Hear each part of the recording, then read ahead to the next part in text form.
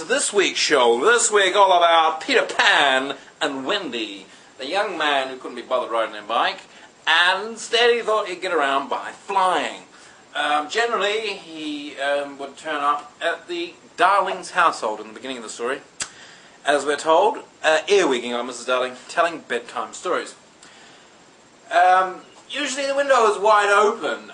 If it was closed in a cloudy night, misty night, young Peter would often crack his head as he turned up, and he'd be hanging on to the windowsill like that. Mrs. Darling would put the book down. Mr. Darling would be frozen stiff like this, you see, petrified, because he thought it was one of the bears in Goldilocks. And Mrs. Darling would turn around and say, "Oh, I think it's a big pigeon or something." And she'd walk up to the window, and she'd open up the window, and it would get Peter in the head again. And then he'd be holding on to by one hand to the windowsill, blood dripping down his head like this. And Mrs. Darling would sort of take one look out the window and say, "Ah, I can't see any pigeons at all. Oh, but here's a little boy just hanging on to the windowsill." And then she'd sort of shut the window again, and she'd go back to the story. Mr. Darling would be sitting there like this, saying, "Oh, it's the bears, the bears have come to get me, they've come to get us, they've come to eat us." And she said, "No, no, dear, it's all right. That's just in the story, you know, that's just a book." And then when the window would be like banged on by Peter, Peter would be banging on the window, blood dripping down his head, and Mr. Darling would look around and say, "Oh my goodness, there's a boy at the window. Oh dear, hang on." Just Mr. Darling would be, "Oh, it's the bears, don't go to the window, it's the bears that come to eat us. They don't like the porridge, and they don't like the size of the beds and all that, and they've just come to get us." And Mr. Darling said, "No, take some pills, you're imagining all this. You have difficulty separating reality from fantasy in these books, dear. I don't know what to do with you. But anyway, just chill out. I'll go to the window."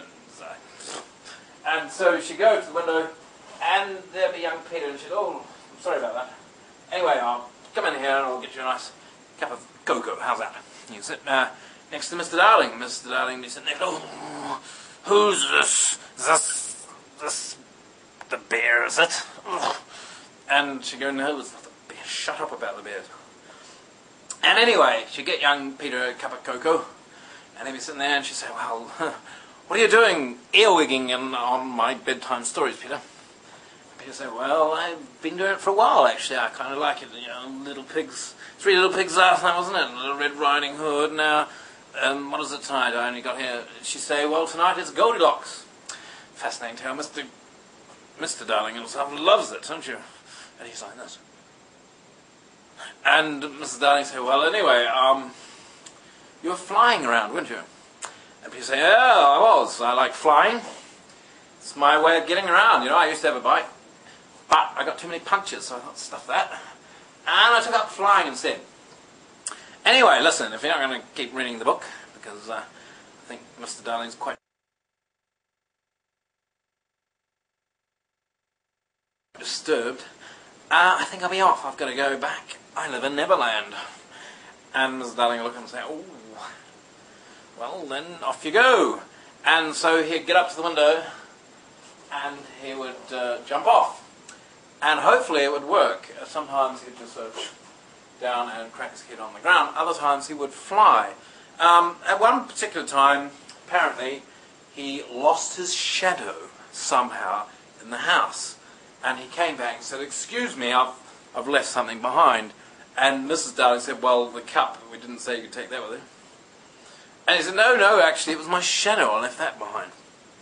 And Mr. Darling would be sitting there going, "Oh, it's not the bears, it's a psychopath." And Mrs. Darling said, "No, it's not even a psychopath, dear. It's a child who's left something behind. It's a shadow or something." Anyway, we'll get Wendy. Wendy can attach people's shadows to people. Wendy! And so Wendy came running from her room and said, "Yes, now you have to attach this shadow to this young man here." And she go, "I'll just go and get my needle and thread, you know." And she'd come back and say, "Right, where's the shadow? Oh, it's over there. Come here, Peter." And she'd put Peter up next to the shadow, and she'd start poking him in the back with the needle. And say, squealing, you know. But anyway, that's the way they do it. To get the shadow back together again, and he'd say, "Oh, blimey, you're a bit of a riot, aren't you? how would you like to jump on my back? And we go back to Never Never Land. And Mrs. Darling sort of looking at it and say, well, I think you're the age to be getting married now, dear. I think you should toddle off. Mr. Darling be like,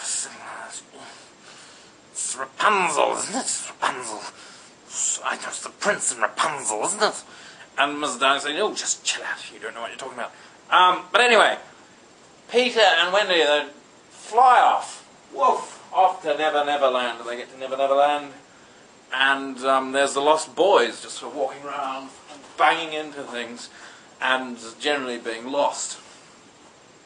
They have magnificent adventures in Never Never Land, and they end up having a big fight with a pirate called Captain Hook.